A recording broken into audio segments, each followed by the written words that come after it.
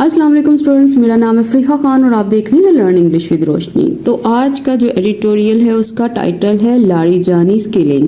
देखो, किलिंग का मतलब क्या होता है? मर्डर, असैसिनेशन, मतलब किसी को निशाना बनाकर उसका कत्ल करना, plan killing, execution. Apostrophe S लगा है, मतलब ये बता रहा है किसकी किलिंग है? इनकी किलिंग है, मतलब द किलिंग ऑफ लारीजानी।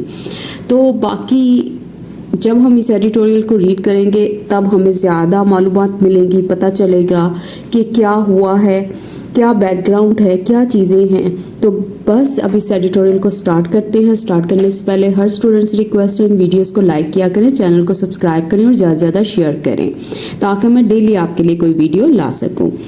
तो चलें अब देखते हैं कि द US इजरायली अटैम्प्ट, ठीक है, वो बता रहा है कि ये जो अटैम्प्ट है, ये जो कोशिश है किसकी? US इजरायली, मतलब अमेरिका और इजराइल से रिलेटेड ये वाली जो एफर्ट है।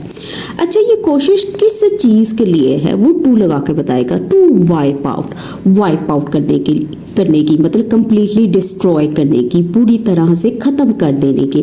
किसको? उसने कहा ईरान टॉप लीडरशिप, ईरान की जो सबसे आला जो टॉप लीडरशिप है, मतलब जो हाईएस्ट लीडर्स हैं, जो बहुत बड़े डिसीजन मेकर्स हैं, इज़ नॉट लाइकली, कहता बहुत सारे चांसेस हैं, मतलब बहुत मुमकिन है कि ये चीज़ नहीं होगी। अच्छा, क्या नहीं होगा? To have the intended effect, कि ये जो अटेम्प्ट है, ये जो कोशिश है, वो इस इफेक्ट को रखे, मतलब इसके चांसेस जो है बहुत कम है, ये चीज़ मुमकिन नहीं है।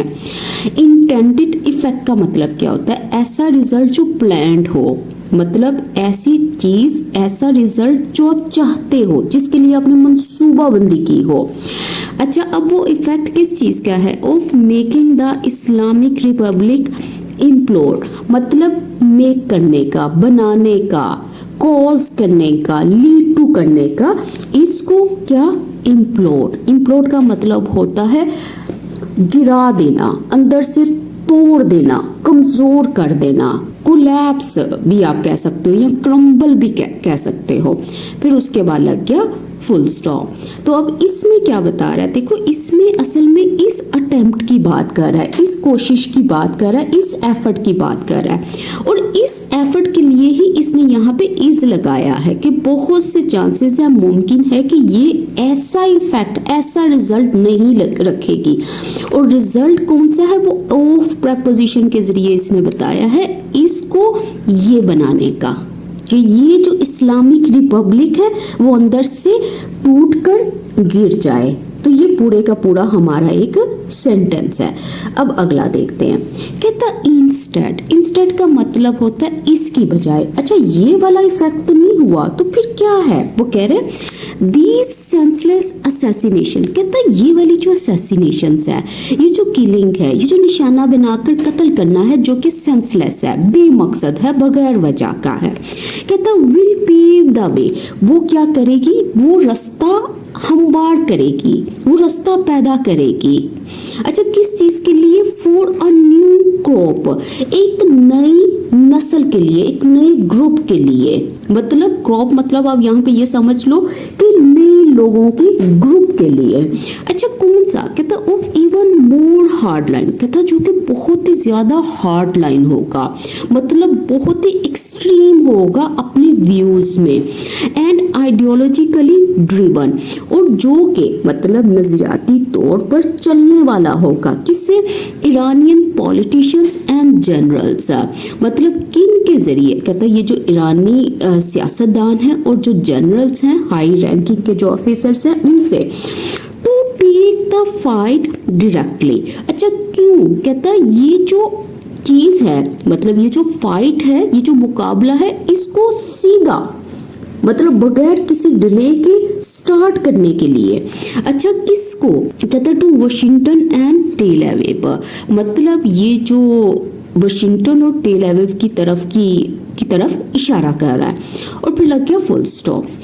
अच्छा, अब देखो इस सेंटेंस में क्या बात कर रहा है। वो ये बात कर रहा है कि बजाय, उसने पहले ऊपर तो हमें बता दिया ना ये सारी चीज़ें, उसके बाद उसने कहा ये जो असैसिनेशंस हो रही है ना, ये जो पॉइंटलेस किलिंग्स हो गई, ये एक ऐसी सिचुएशन पैदा करेंगी जहाँ पे जो इरानियन एक्सट्रीम जो इरानियन लीडर्स हैं, जनरल्स हैं, वो डायरेक्ट फाइट स्टार्ट करेंगे। किनके खिलाफ? इनके खिलाफ, मतलब वाशिंगटन और टेल एविव के खिलाफ, मतलब ये जो इजराइल है, यूएस, इसके अगेंस्ट। तो इसको देख लीजिएगा। सेंसलेस का मतलब होता है वो चीज़ जो मीनिंगलेस हो, बेमकसद की हो, जिसका कोई पर्पस ना हो। असैसिनेशन मतलब किलिंग, मर्डर्स, एलिमिनेशन।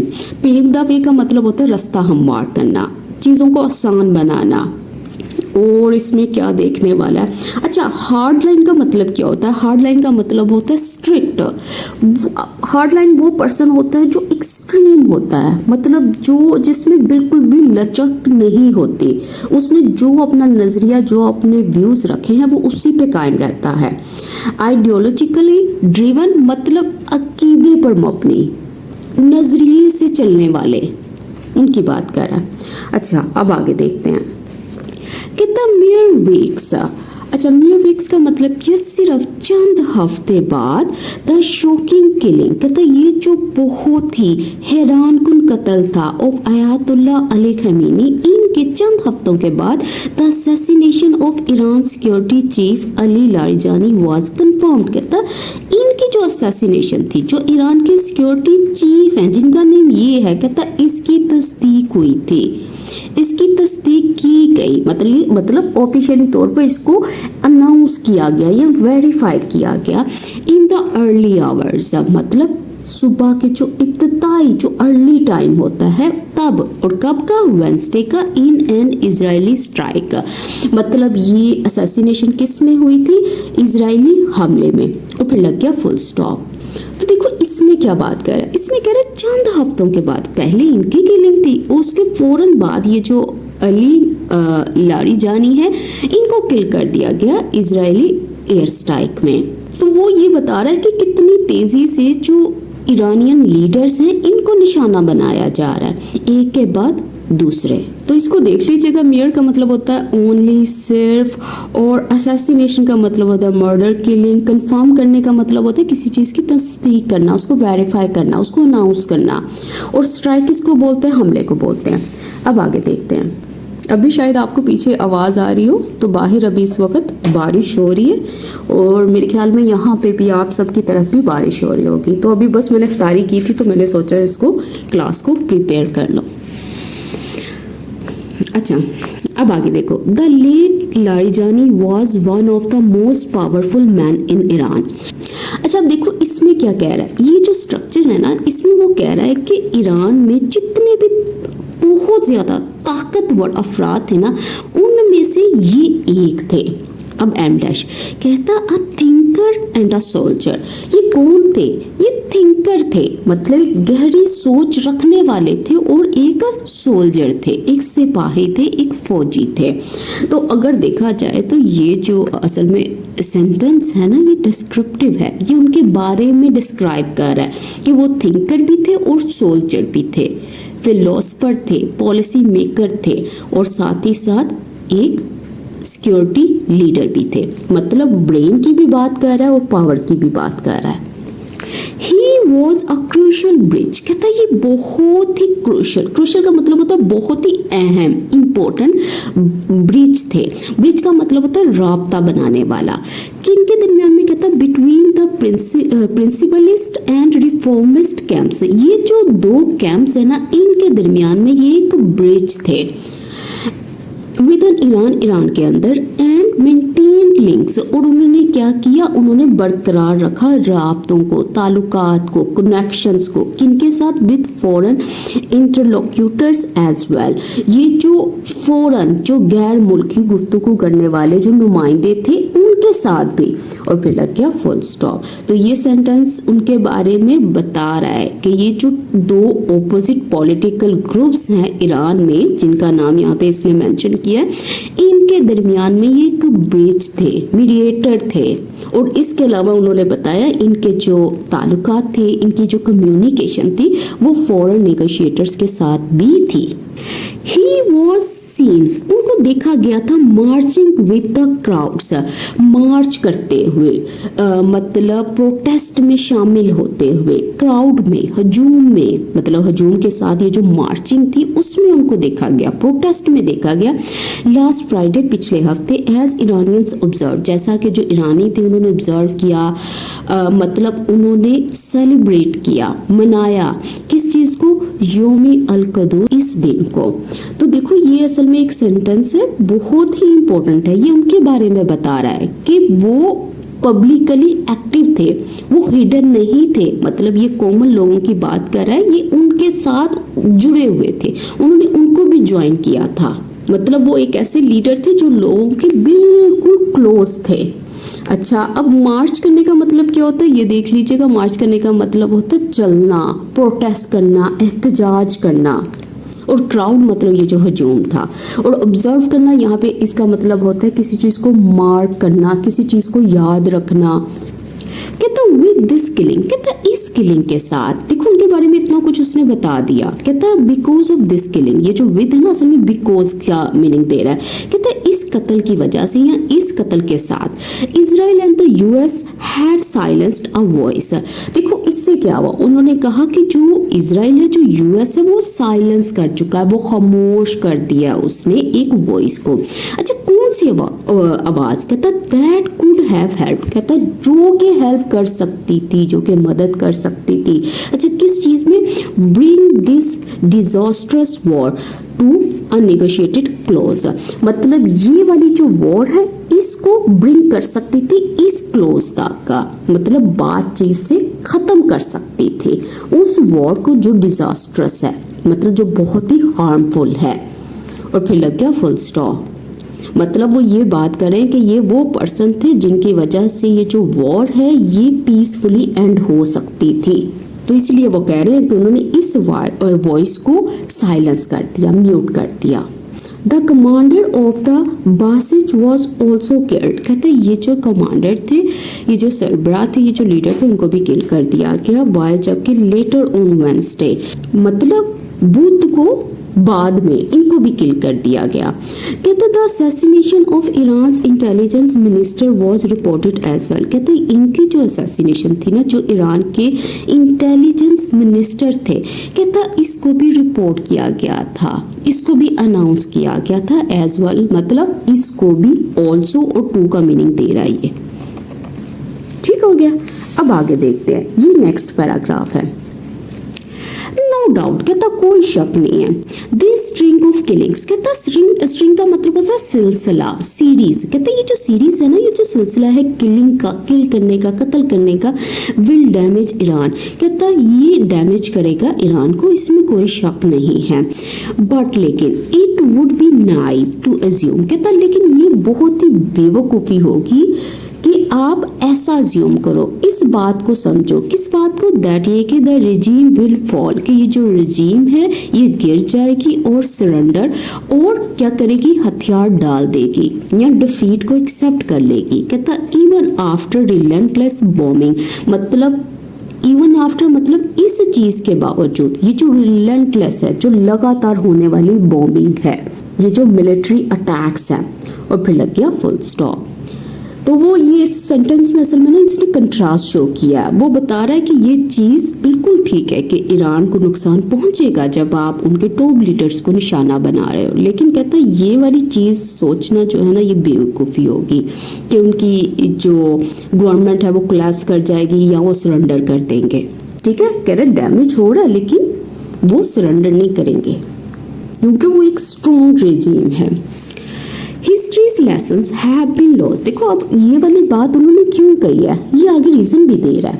कहता है हिस्ट्री के जो सबक हैं, लेसन्स हैं, जो पास्ट इवेंट्स से हमने सीखे हैं, हैव बीन लॉस्ट, कहता वो लॉस्ट हो गए हैं, वो लगता है इन्हें समझ में नहीं आए या नज़रअंदाज हो गए हैं। अच्छा, किस चीज़ को? कहता ऑन द रोक यूएस इजरायली कंबाइन, मतलब ये जो यूएस इजरायली का जो इत्तेहाद है, जो रोक है, मतलब जो बागी है, कहता लगता इनसे ये चीज़ नज़रअंदाज हो गई है, मतलब उन्होंने ये जो इम्पोर्टेंट लेसन्स हैं उसको इग्नोर कर दिया है। अच्छा, अब ये जो रोग वर्ड है ना, इसका मतलब ये होता है ये जो बदमाश है, ये जो इनका कंबाइन है, ये जो इनकी अलायंस है, ये जो पार्टनरशिप है। रेवोल्यूशनरी ईरान कहता है ये वाला जो इनकलाबी ईरान है, सर्वाइव्ड डेवस्टेटिंग 8 ईयर वॉर, कहता है उसने तो सर्वाइव किया था, वो जिंदा रहा, वो बच गया इस 8 साल की वॉर से जो डेवस्टेटिंग थी, जो कि बहुत ही तबाहकुन थी। और वॉर किसके साथ थी? इराक के साथ थी। कहता एट अ टाइम, उस वक़्त जब when it was much weaker, जब ये बहुत ही कमज़ोर था। कहता while earlier attempts at decapitation, कहता जबकि ये जो पहले की अर्लियर जो कोशिशें थी, अच्छा किस चीज़ की? एट डिकैपिटेशन, मतलब उनकी जो टॉप लीडरशिप है उसको रिमूव करने की। कहता सच जैसा कि the have bombing pyramid close, कहता सिमिलरली फेल्ड, कहता इसी तरह से नाकाम हुई थी, नाकाम रही थी टू क्रिपल द कंट्री, उस मुल्क को क्रिपल करने से, उस मुल्क को डैमेज करने से। देखो क्रिपल का मतलब होता है डैमेज करना, कमज़ोर करना। और फिर लग गया फुल स्टॉप। देखो इसमें उसने क्या बताया, उसने ईरान के बारे में ही बात की है, ठीक है। ये जो लेसन्स की बात कर रहा है ना, वो इन्हीं लाइंस में उसने शो किया है कि उसने 8 साल की ये जो वॉर थी इराक के साथ, जो बहुत ही डिस्ट्रक्टिव थी, उसको सर्वाइव किया था। और उस वक्त की बात कर रहा है जब ये वीकर था, और लेकिन आज वो स्ट्रॉन्ग है उससे। तो वो कह रहा है कि जितनी भी कोशिश है ना डिस्ट्रॉय करने की, कहता ये फेल्ड हुई थी तब भी। तो देखो ये जो सेंटेंस है, इसमें असल में जो लेसन्स की बात की थी ना, इसलिए इसने ये सारी बातें की हैं कि ये जो आज के अटैक्स है ना, कहता ये भी फेल होंगे जिस तरह से ये फेल हुए थे।